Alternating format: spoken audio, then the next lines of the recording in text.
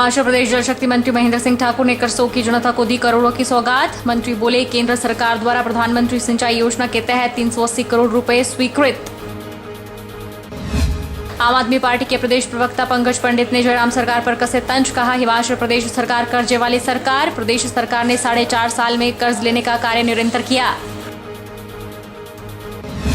मंडी जिला में लगे एनपीएस गो बैक के नारे। पुरानी पेंशन बहाली को लेकर निकली पेंशन संकल्प रैली। कर्मचारी बोले, सम्मानजनक बुढ़ापा काटने के लिए दी जाए पुरानी पेंशन। और सोलन सब्जी मंडी में टमाटर के दामों में 10 गुना आई गिरावट। टमाटर के भाव गिरने से किसान बेहद हताश और निराश। पहले 1200 रुपए तक मंडी में बिक रही थी 25 किलो टमाटर की क्रेट। नमस्कार, आप देख रहे हैं आज 24x7। मैं हूं जनीशा। केंद्र सरकार द्वारा हिमाचल प्रदेश को प्रधानमंत्री सिंचाई योजना के अंतर्गत 14 परियोजनाओं के निर्माण के लिए 380 करोड़ रुपए की राशि स्वीकृत हुई है। यह जानकारी जल शक्ति मंत्री महेंद्र सिंह ठाकुर ने शनिवार को करसोग विधानसभा क्षेत्र में प्रधानमंत्री सिंचाई योजना के अंतर्गत 1 करोड़ 27 लाख रुपए से निर्मित उठाऊ सिंचाई योजना पंजियाणु से छंडियारा का उद्घाटन करते हुए थी। जल शक्ति मंत्री महेंद्र सिंह ठाकुर ने बताया कि केंद्र सरकार द्वारा प्रधानमंत्री सिंचाई योजना के तहत प्रदेश को 200 करोड़ रुपए की राशि प्राप्त हुई थी, जबकि राज्य सरकार द्वारा 550 करोड़ रुपए की परियोजनाएं केंद्र सरकार को स्वीकृति के लिए भेजी गई हैं, जिसकी बहुत जल्द ही स्वीकृति प्राप्त हो जाएगी।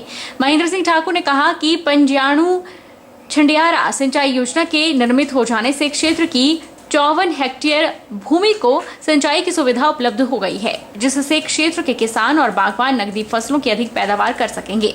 उन्होंने कहा कि मुख्यमंत्री जयराम ठाकुर के नेतृत्व में प्रदेश सरकार द्वारा बिना किसी भेदभाव के सभी क्षेत्रों का चहुमुखी विकास किया गया है। जल जीवन मिशन के तहत प्रदेश ने अभूतपूर्व कार्य करते हुए पूरे देश भर में प्रथम स्थान प्राप्त किया। उन्होंने बताया कि राज्य सरकार द्वारा वर्ष 2022 के अंत तक हर घर में नल और नल में शुद्ध पेयजल मुहैया करवा दिया जाएगा। हीरालाल जी को बधाई देना चाहता हूं। हीरालाल जी के प्रयासों से, चेतन गुलेरिया जी के प्रयासों से हमारे आपके इस क्षेत्र के लिए, कुफरीधार के लिए, तांगना के लिए और मसोग के लिए, इन 3 पंचायतों के लिए मैं आज 5-5 लाख लीटर के टैंक स्वीकृत कर रहा हूं। 75 लाख रुपए के टैंक आपको स्वीकृत कर रहा हूं।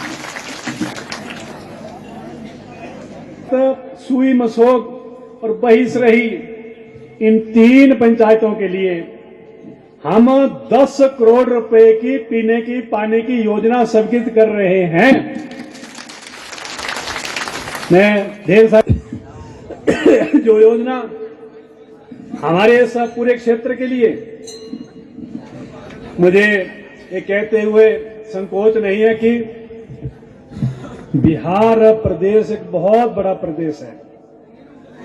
वहां की आबादी करोड़ों में है।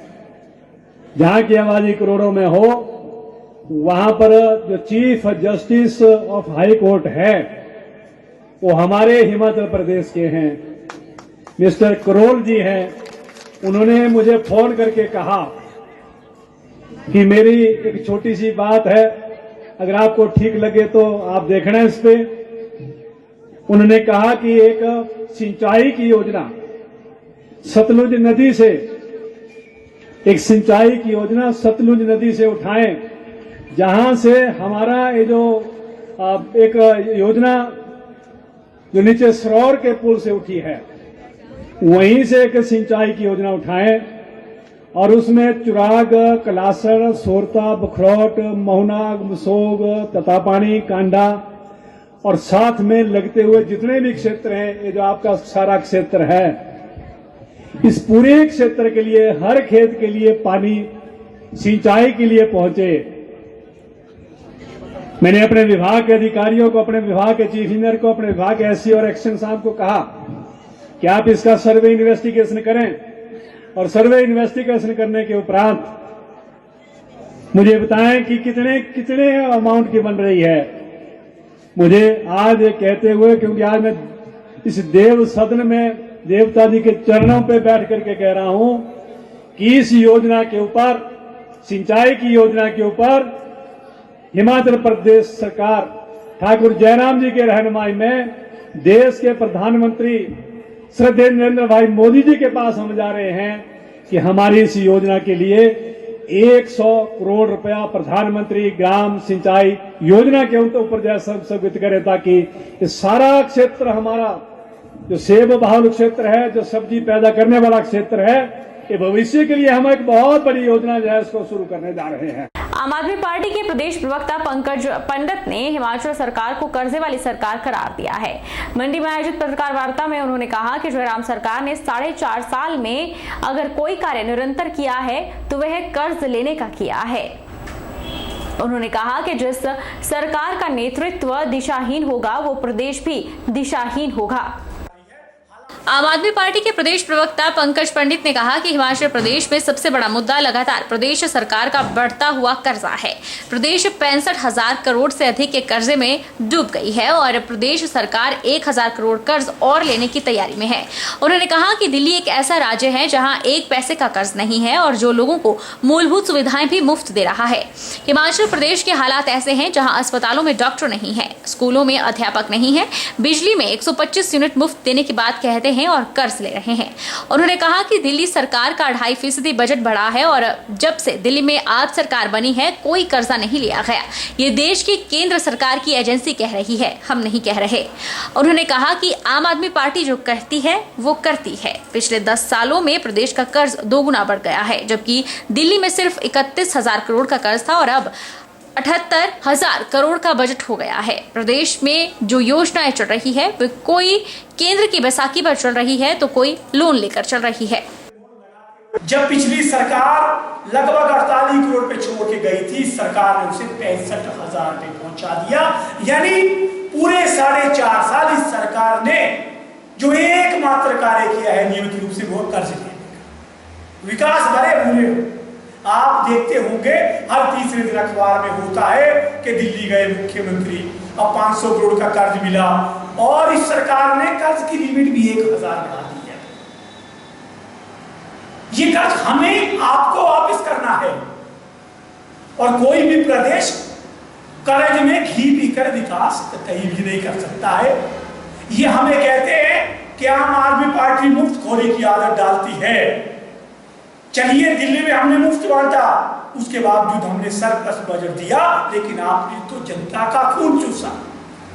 कोरोना जैसे काल में जब पैसा नहीं था, रोजगार नहीं था, रोटी नहीं थी, आपने बिजली के बिल माफ नहीं किए, आपने पानी के बिल माफ नहीं किए, आपने लोगों से जबरन जबरदस्ती वसूली की। यहां तक कि जो होटल बंद रहे, जो संस्थान बंद रहे, जो फैक्ट्रियां बंद रही, उनसे भी बिल वसूला। उसके बावजूद आप कर्जे वाली सरकार है। इससे साफ स्पष्ट है कि जिस सरकार का नेतृत्व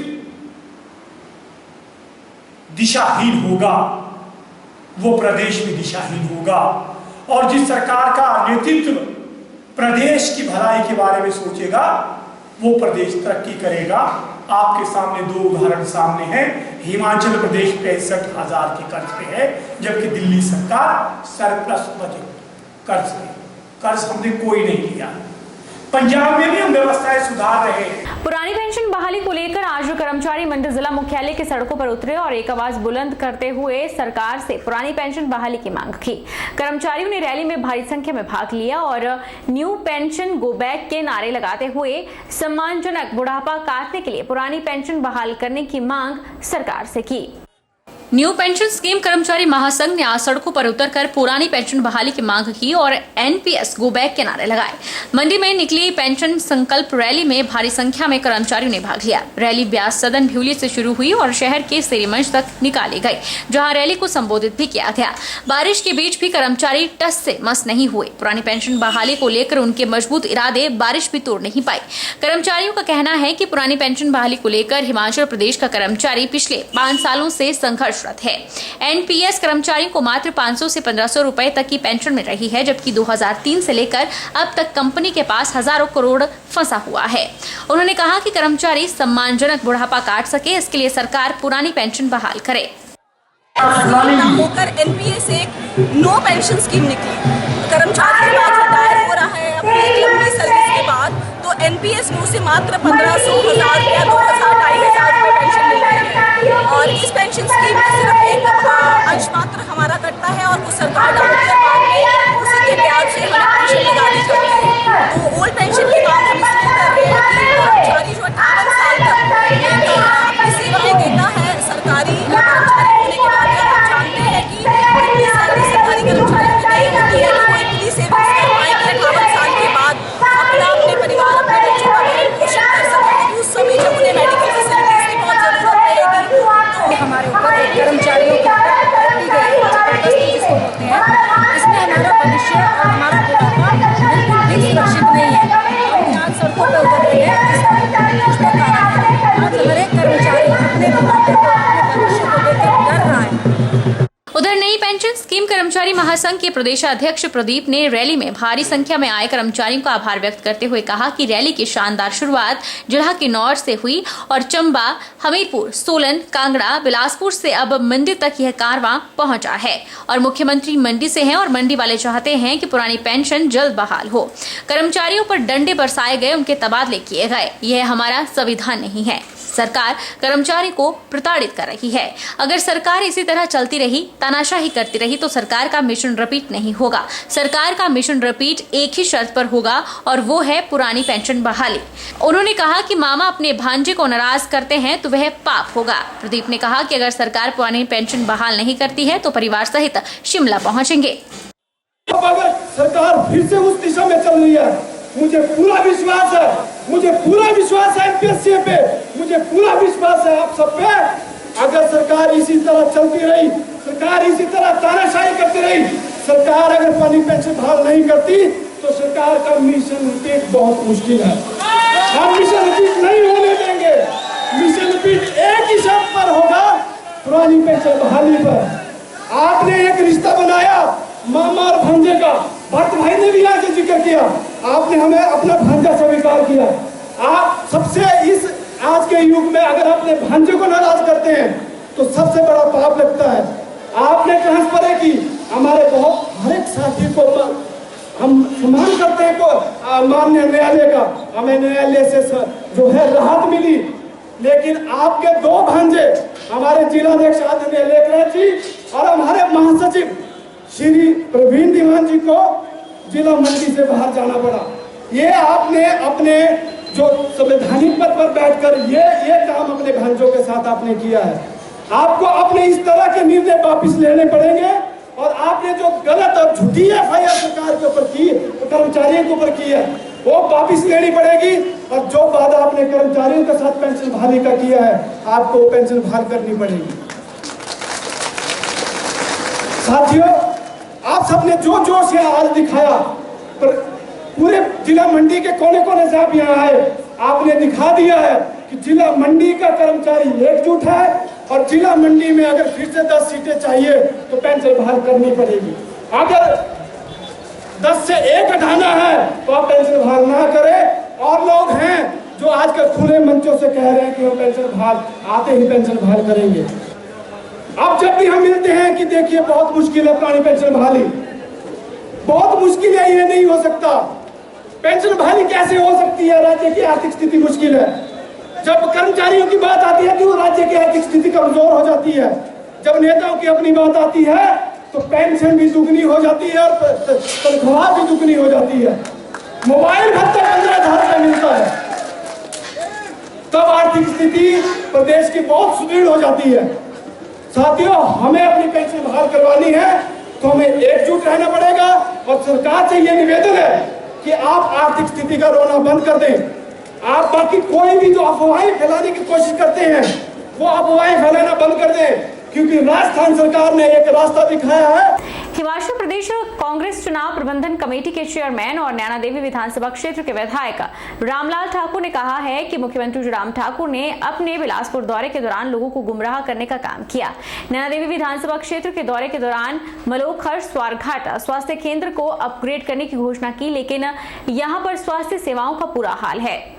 शनिवार को बिलासपुर के सर्किट हाउस में आयोजित पत्रकार वार्ता में नैना देवी विधायक रामलाल ठाकुर ने कहा कि शिक्षा के क्षेत्र में लोगों को गुमराह किया गया है। टरवाड़ स्कूल को अपग्रेड किया गया, लेकिन वह पहले से ही पूर्व कांग्रेस सरकार के कार्यकाल में अपग्रेड किया गया था। क्या अब मुख्यमंत्री इसे कॉलेज का दर्जा देंगे? इसे लेकर मुख्यमंत्री को स्थिति स्पष्ट करनी चाहिए। वहीं उन्होंने कहा कि मुख्यमंत्री जयराम ठाकुर द्वारा कहा जा रहा है कि कांग्रेस सरकार बनने पर वर्तमान सरकार द्वारा चलाई जा रही योजनाओं को कांग्रेस बंद कर देगी, लेकिन मुख्यमंत्री बताएं कि भाजपा सरकार या आपने कौन सी नई स्कीम शुरू की। पूर्व कांग्रेस सरकार के कार्यकाल की सभी स्कीमों को वर्तमान में भी चलाया जा रहा है। सच्चाई तो यह है कि जयराम ठाकुर को आम जनता को गुमराह करने वाली बयानबाजी कर रहे हैं। अरुणाचल प्रदेश के मुख्यमंत्री जयराम जी बिलासपुर के दौरे पे आए थे। 2 जगह उन्होंने प्रदेश में जो भाषण किया, जो संदेश लोगों को दिया, उसमें कहा कि अगर कांग्रेस पार्टी सत्ता में आएगी तो जितनी भी स्कीमें चली हैं वो स्कीमें बंद हो जाएगी। मैं आदरणीय जयराम जी से पूछना चाहूँगा, कृपया करके एक स्कीम बता दो जो आपने शुरू करी हो। ये सारी की सारी स्कीमें पूर्व कांग्रेस की सरकारों के टाइम की हैं, चाहे वो पेंशन स्कीम है, चाहे विधवा पेंशन है, चाहे अपंग पेंशन है, चाहे बुढ़ापा पेंशन है। हाँ, आपने एक स्कीम को बदला। आपने वो जो वीरभद्र सिंह के टाइम पे अपंग और विधवाओं को जो वाटर कैरियर लगाते थे वो आपने बदल के अब उस स्कीम का नाम जो है वो करके इंटरव्यूज आप ले रहे हैं।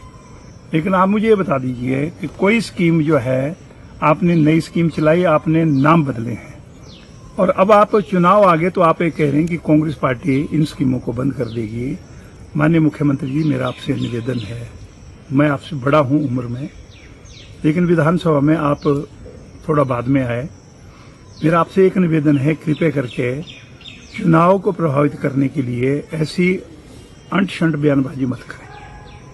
कोई स्कीम मुझे बता दो, किस नेता ने कहा, कांग्रेस पार्टी के नेता ने, कि सत्ता में कांग्रेस आएगी तो आपकी स्कीमें जो है जो चली हैं वो बंद हो जाएगी।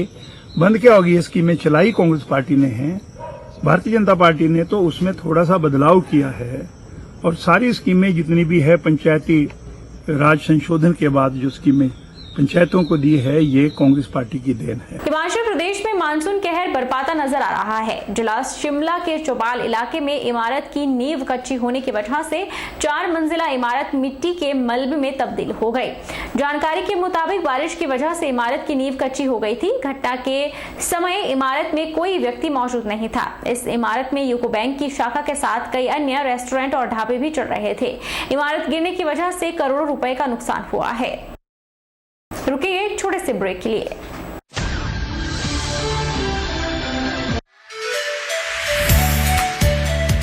अभिलाषी group of institution Nerchowk Mandi Himachal Pradesh. Admission open 2022-23 for BTech civil electrical computer science engineering, diploma civil electrical engineering, B pharmacy regular and lateral entry, ANM, GNM, BSc post basic, BSc and MSc nursing, ITI in electrician, sanitary health inspector, solar technician, electrical, fitter, MSc physics, chemistry, botany and DLEd, GBT and B.Ed at Abhilashi College of Education, the only B.Ed college in Himachal Pradesh with NAC A grade. Scholarship assistance available. Contact for admission